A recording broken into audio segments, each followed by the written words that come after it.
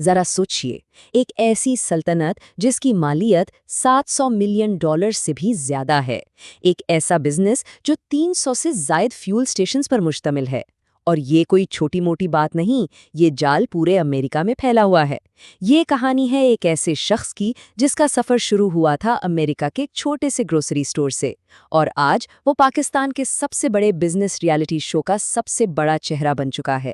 جی ہاں، یہ کہانی ہے عثمان بشیر کی۔ آج ٹیلی ویژن پر وہ صرف ایک بزنس مین نہیں ہے، انہیں ایک نیا نام ملا ہے، پاکستان کا شارک باس۔ ایک ایسا سرمایہ کار جس کے سامنے ملک بھر سے بڑے بڑے آئیڈیاز لائے جاتے ہیں اور جس کا صرف ایک ہاں یا نہ کسی کی بھی قسمت کا پاسا پلٹ سکتا ہے۔ تو ان کی دولت ہے کتنی؟ اندازہ لگایا گیا ہے $700 ملین، اور یہ صرف ایک نمبر نہیں ہے، یہ اس پوری سلطنت کی قیمت ہے جسے انہوں نے اپنے بھائی کے ساتھ مل کر کھڑا کیا ہے۔ لیکن سوال تو یہ ہے کہ آخر یہ سب کچھ آیا کہاں سے؟ ان کی کمپنی کا نام ہے بریک ٹائم کارنر مارکیٹ، اور یہ امریکہ کی 16 سے بھی زیادہ ریاستوں میں 300 سے اوپر گیس اسٹیشنز اور کنوینئنس سٹورز کا نیٹ ورک چلا رہی ہے۔ یہ ہے وہ اصل بزنس جسے وہ خود اپنی دولت کی بنیاد، اپنا بریڈ اینڈ بٹر کہتے ہیں۔ لیکن ہم سب جانتے ہیں، ہر چمکتی ہوئی کامیابی کے پیچھے ایک جدوجہد کی داستان ضرور ہوتی ہے۔ تو سوال یہ اٹھتا ہے کہ آخر یہاں تک کا سفر تھا کیسا؟ کیسے ایک پاکستانی خاندان امریکہ جاتا ہے اور اتنا بڑا بزنس امپائر کھڑا کر دیتا ہے؟ چلیں اس کہانی کو بالکل شروع سے دیکھتے ہیں۔ تو یہ ہے فرش سے عرش تک پہنچنے کی کہانی۔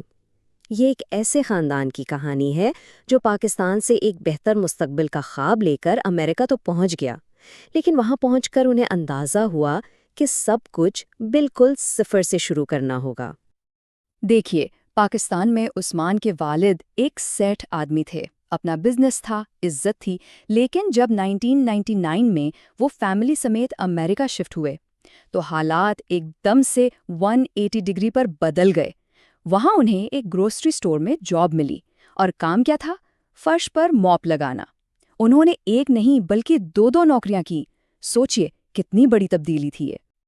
لیکن اس انتہائی مشکل وقت میں پورا خاندان ایک یونٹ بن کر کھڑا ہو گیا۔ والد صاحب 2 نوکریاں کر رہے تھے، والدہ بھی کام پر جاتی، اور بڑے بھائی عمیر، وہ تو اپنی پڑھائی کے ساتھ ساتھ 2 جابز کرتے تھے۔ پورے خاندان نے مل کر ایک ڈالر جوڑ کر تقریباً 3 سے 4 سال تک پیسے بچائے، اور پھر آخرکار اس ساری محنت کا پھل ملا اور انہوں نے اپنا پہلا گروسری سٹور خرید لیا۔ اور بس یہی وہ بنیاد تھی جس پر آج کی یہ سلطنت کھڑی ہے۔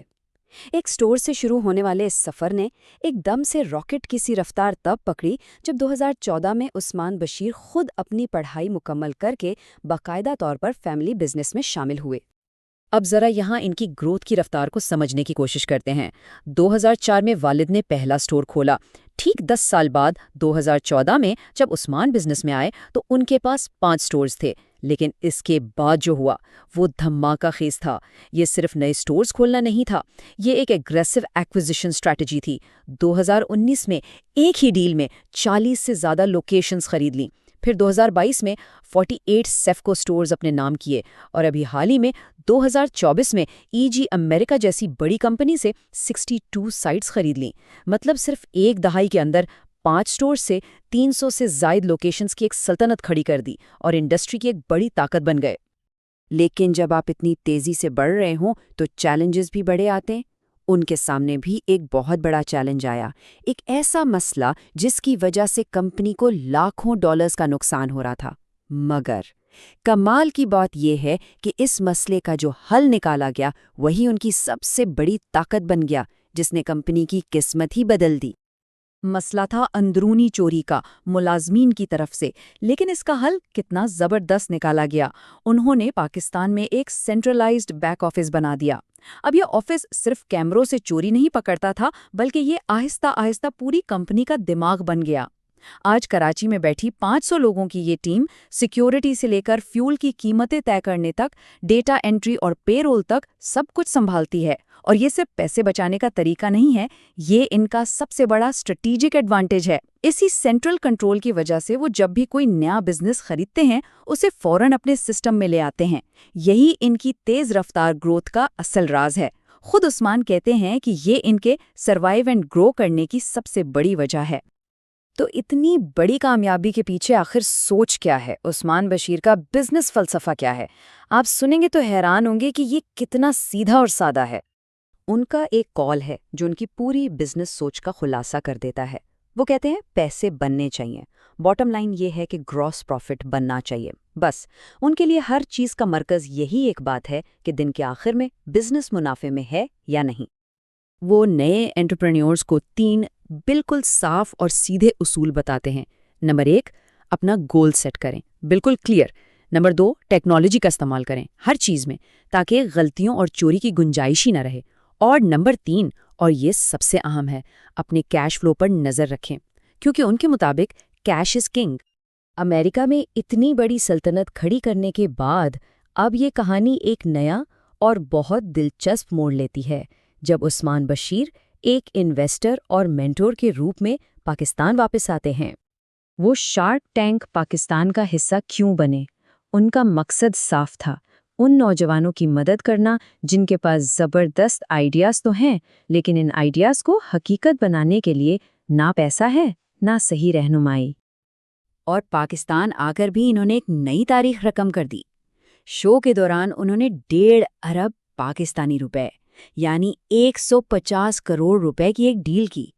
یہ نہ صرف پاکستان کی تاریخ کی بلکہ شارک ٹینک کی عالمی تاریخ کی سب سے بڑی ڈیلز میں سے ایک ہے۔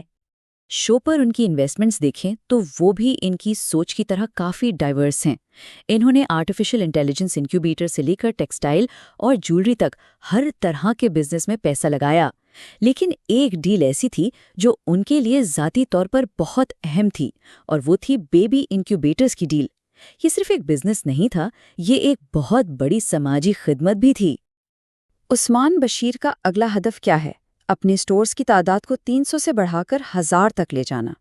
تو آخر میں ایک ہی سوال بچتا ہے کہ ایک پاکستانی خاندان کی شروع کی ہوئی وہ چھوٹی سی دکان، جس کی بنیاد صرف اور صرف قربانی اور محنت پر رکھی گئی تھی، کیا وہ ایک دن دنیا کی سب سے بڑی فیول چین بن پائے گی؟ اس کا جواب تو آنے والا وقت ہی دے گا۔